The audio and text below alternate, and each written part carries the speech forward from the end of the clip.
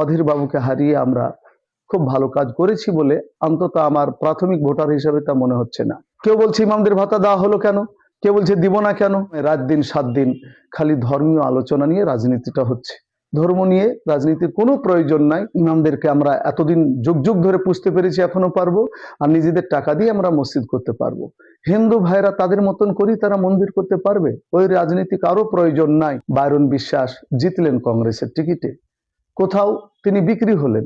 যে রাজ্যের মোহাম্মদ সেলিম বা রাজ্যের মাননীয় অধীর রঞ্জন চৌধুরীর মতন ব্যক্তিত্বরা বা ওই রকম ওজনশীল যারা নেতা রয়েছেন যে দলেরই হোক, এরা 2-10টা যদি বিধানসভায় থাকতেন তা আমার অন্তত বিশ্বাস যারা বিক্রি হতেন না। নওশাদ সিদ্দিকী গেছেন, আপনারাও যান, কথা বলতে লাগুন। কংগ্রেস সিপিএম এদেরকে স্পেস দেওয়া উচিত জনগণের, কারো দালালি করার জন্য নয়। কারণ উন্নত উপযুক্ত যদি বিরোধী দল না থাকে তাহলে কোনোদিনই জনগণের উপকার হয় না। মমতা ব্যানার্জির কাছে বিশেষ অনুরোধ, আপনি পলিটিক্স দিয়ে এই অপহত্যাগুলিকে বন্ধ করুন। আলহামদুলিল্লাহ রাব্বিল আলামিন, আসসালাতু ওয়াসসালামু আলা সাইয়্যিদিল মুরসালিন। দেখুন, আল্লাহর রহমতে আমরা যেগুলি বলি কারো দালালি করার জন্য নয়। মনে হয় আমাদের বড়দের পরামর্শ যখন আমাদের কাছে আসে মানব কল্যাণার্থে, জাতি ধর্ম নির্বিশেষে মানুষের স্বার্থের, তখন আমরা বলার চেষ্টা করি। সেদিন যেটা বলতে চেয়েছি আজও বলছি যে কংগ্রেসের একসময় নামকরা নেতা এবং দেশের প্রাক্তন প্রধানমন্ত্রী লাল বাহাদুর শাস্ত্রীর জীবনী উঠিয়ে দেখুন, পড়ুন, দেখবেন আজকাল রাজনীতিতে তার উত্তরসূরি পাবেন না।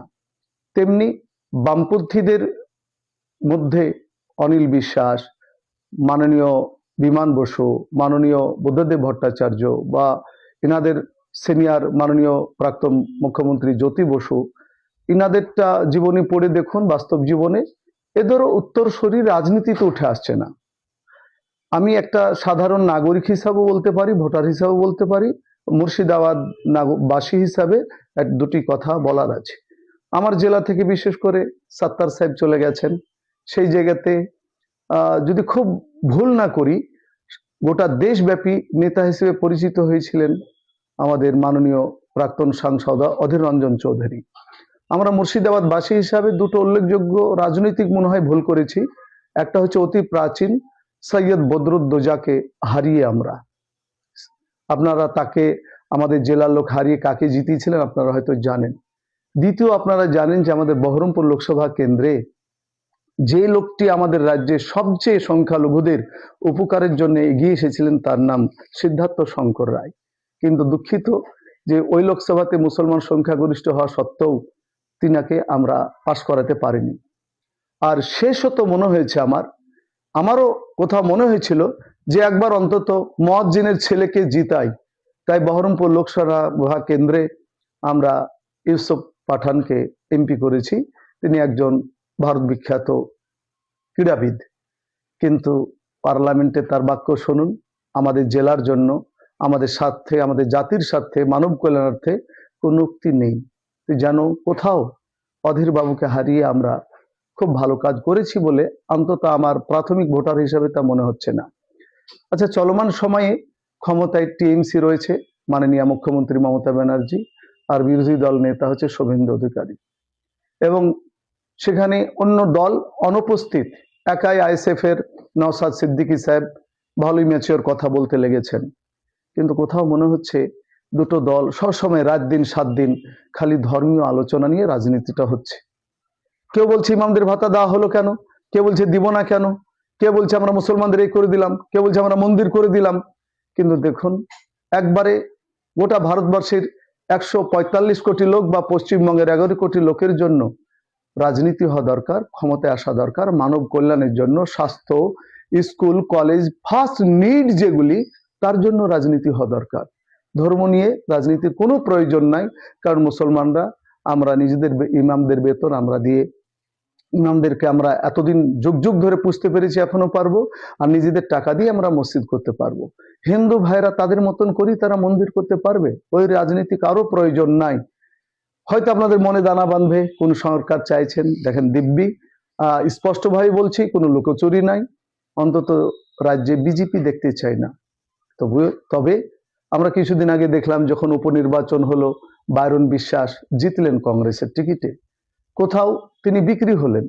তো সেই নিয়ে মনের দিকে কোথাও গাঁথে যে রাজ্যের মোহাম্মদ সেলিম বা রাজ্যের মাননীয় অধীর রঞ্জন চৌধুরীর মতন ব্যক্তিত্বরা বা ওই রকম ওজনশীল যারা নেতা রয়েছেন যে দলেরই হোক, এরা 2-10টা যদি বিধানসভায় থাকতেন, তা আমার অন্তত বিশ্বাস যে এরা বিক্রি হতেন না।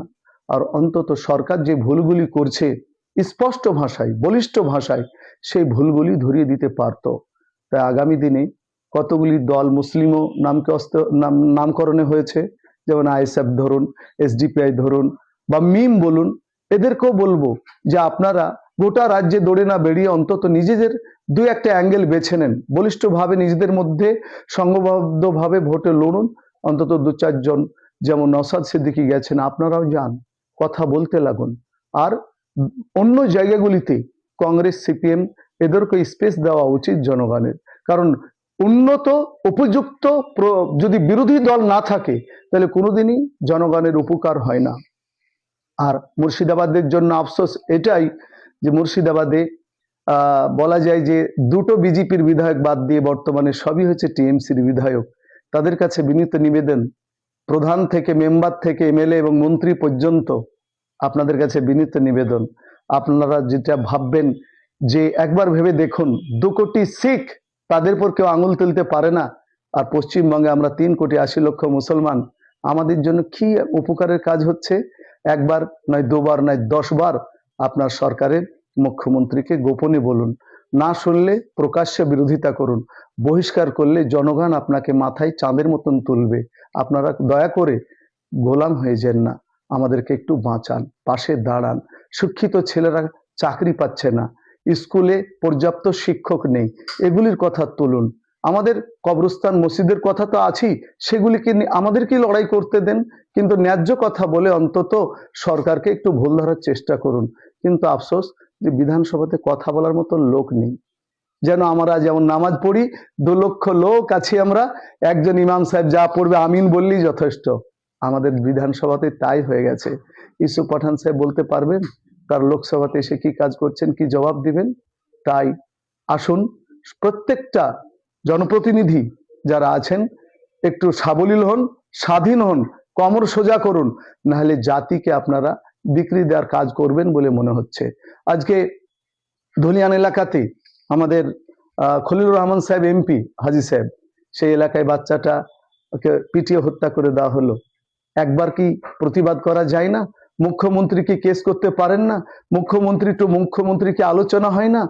বাঙালি মার খাচ্ছে, কটা বাঙালি হিন্দু মরছে, বাঙালি মুসলমান মরছে, এই মনে করি তাদেরকে মারা হচ্ছে যে বাঙালি মুসলমান মানে মমতার লোক, বাঙালি মুসলমান মানে টিএমসির লোক, এরা বিজেপিকে দেখতে পারে না, কাজে এদেরকে মেরে ভীত সন্ত্রস্ত করে দাও।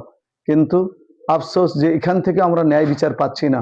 আসুন সরকারকে বলবো উপযুক্ত ব্যবস্থা নিন, যোগাযোগ করুন, কেস করুন। আজ ধুলিয়ানের ওই যে হিন্দু 2 বাপ বেটাকে মারা হলো, তার জন্য 13 জনের যাবজ্জীবন জেল হয়েছে, অথচ যারা গুলিতে যে মুসলমান মরল তার এখনো বিরুদ্ধে কোনো রায় হয়নি।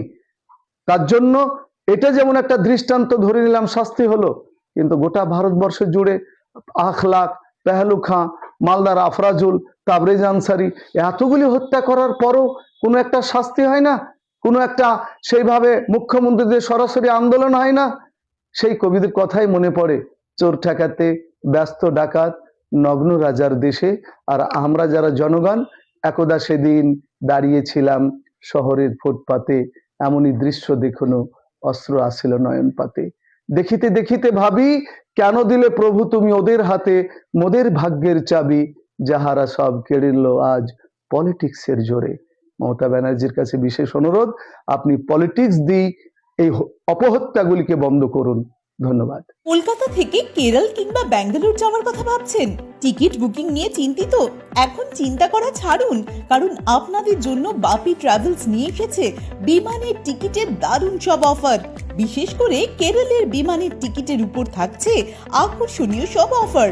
বাপি ট্রাভেলস দেশের যে কোনো জায়গায় যাওয়ার জন্য খুব কম খরচে বিমানের টিকিটের একমাত্র বিশ্বস্ত প্রতিষ্ঠান। তাহলে আর দেরি কিসের? আজই চলে আসুন আমাদের ঠিকানায়। আমাদের একমাত্র ঠিকানা ডোবাপাড়া, জুরানপুর, ডোমকল, মুর্শিদাবাদ। অথবা বিশদে জানতে কল করুন 9775750808 অথবা 9775757508 এই নম্বরে। বাপি ট্রাভেলস, আপনার স্বপ্নের সফরের সঙ্গী।